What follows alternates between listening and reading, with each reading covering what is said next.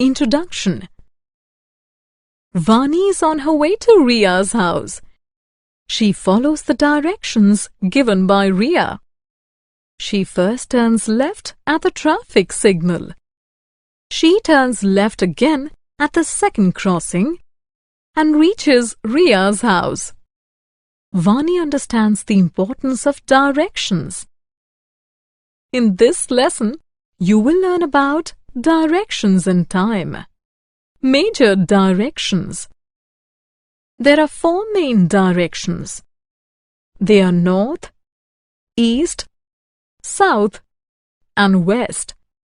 The 4 letters N, E, S, and W represent these directions. This is Jivika. She is standing with the sun behind her. You know that the sun rises in the east. Therefore, east is behind Jivika. It means west is in front of her. North lies to her right. South lies to her left. Time. The sun always rises in the east and sets in the west. The sun is in the east in the morning. By evening, it reaches the west. It means the direction of the sun changes with time. It also means that time changes with changing locations of the sun.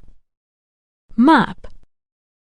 Look at this paper with a number of lines drawn from top to bottom. This is a map. It helps a person locate a place. Summary.